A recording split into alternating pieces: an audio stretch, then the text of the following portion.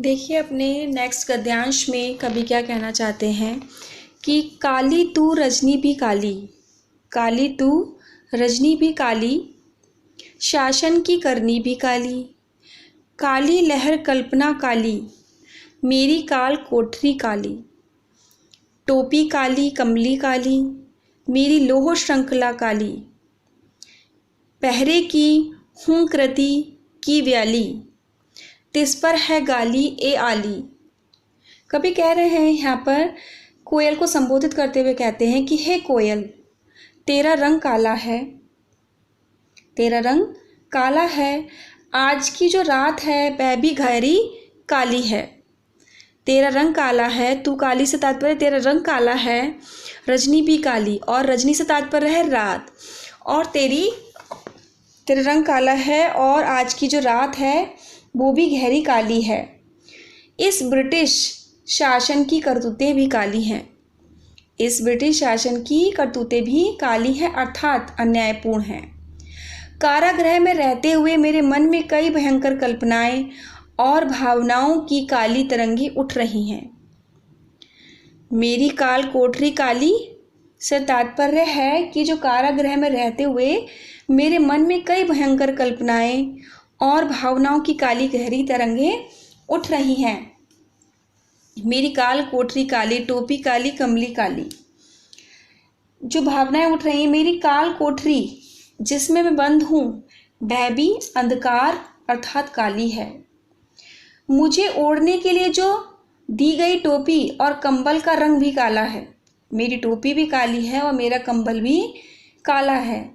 मुझे बांधने वाली लोहे की जंजीरें भी काले रंग की हैं।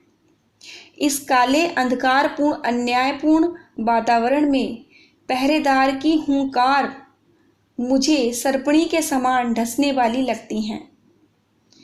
हुंकृति से तात्पर्य क्या है? हुंकार। श्रृंखलाएं लोहे की जंजीर, कमली कंबल, कालकोठरी कारागृह। तो वो क्या कह रहे हैं यहाँ पर कि मुझे बांधने वाली लोहे की जंजीर भी काले रंग की हैं।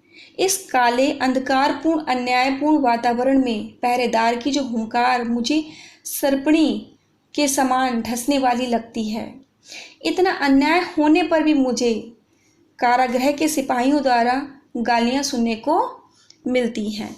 तिस पर है गाली ए आली से तात्पर्य है कि मैं इतना अन्यायपूर्ण जीवन जी रहा हूँ, उसके बाद ही मुझे सिपाहियों की गालियां सुनने को मिलती हैं।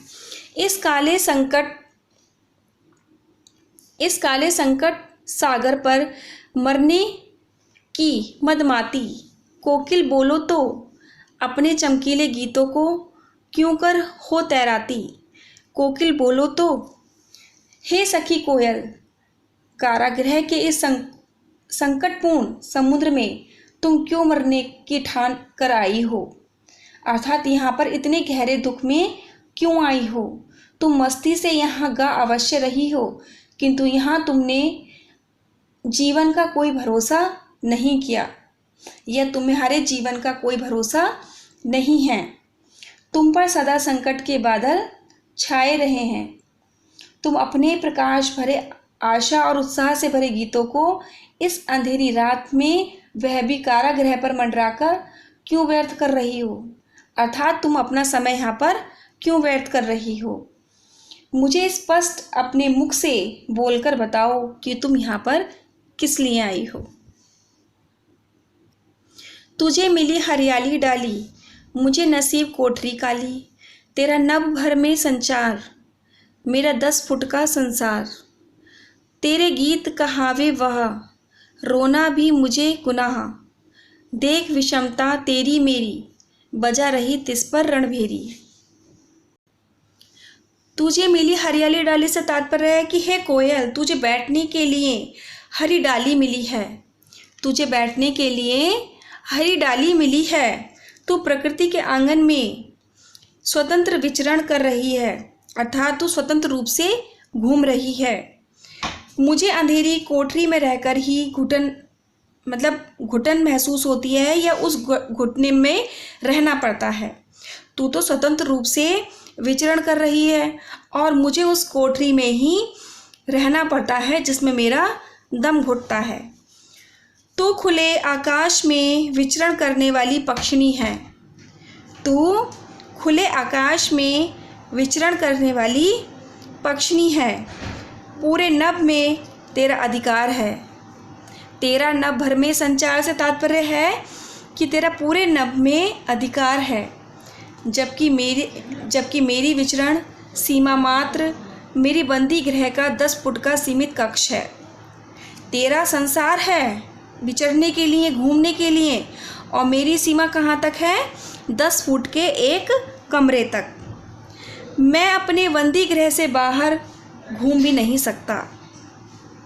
मैं अपने बंदी गृह से बाहर घूम भी नहीं सकता। तू गाती है तो लोग तेरी प्रशंसा करते हैं, वाह वाह करते हैं, और जबकि मैं जब रोता हूँ तो लोग मेरी वेदना को सुनना नहीं चाहते हैं। तेरी और मेरी परिस्थिति में ज़मीन आसमान का अंतर है, अर्थात बहुत अंतर है। देख विषमता तेरी मेरी से तात्पर्य है कि तेरी और मेरी अवस्था में या परिस्थिति में बहुत अंतर है। तू आज़ाद है और मैं कैदी हूँ। तू आज़ाद है और मैं कैदी हूँ। इतना जानते हुए भी तू युद्ध का संगीत बजा रही है। तू युद्ध का संगीत बजा रही है।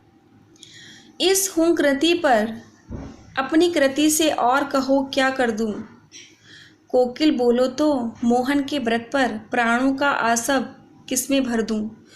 कोकिल बोलो तो, परंतु हे कोयल मुझे ये बतला कि तेरी हुंकार पर मैं और क्या कर सकता हूँ। तेरी हुंकार पर मैं और क्या कर सकता हूँ। तेरी प्रेरणा से मैं कारागृह में रहकर अपनी ओजस्वी कविताएं तो रच ही रहा हूँ, अर्थात मैं कविताएं लिख रहा हूँ तेरी प्रेरणा से। इसके अतिरिक्त मैं और क्या कर सकता हूँ। इसके अतिरिक्त मैं और क्या कर सकता हूँ। मोहन के व्रत पर, मोहनदास गांधी अर्थात महात्मा गांधी के स्वतंत्रता के दृढ़ संकल्प को पूरा करने के लिए मैं अपनी प्राण शक्ति किस दिशा में लगाऊं। हे कोयल मुझे तू मार्गदर्शन दे। कि एक बार फिर से सुनिए, परंतु हे कोयल मुझे ये बतला कि तेरी हुंकार पर मैं और क्या कर सकता हूँ। तेरी प्रेरणा से मैं कारागृह में रहकर अपनी ओजस्वी कविताएं तो लिख रहा हूँ। इसके अलावा और इससे अलग मैं क्या करूँ। महात्मा गांधी के स्वतंत्रता के दृढ़ संकल्प को पूरा करने के लिए मैं अपनी प्राण शक्ति किस दिशा में लगाऊं। हे कोयल मुझे मार्गदर्शन दो।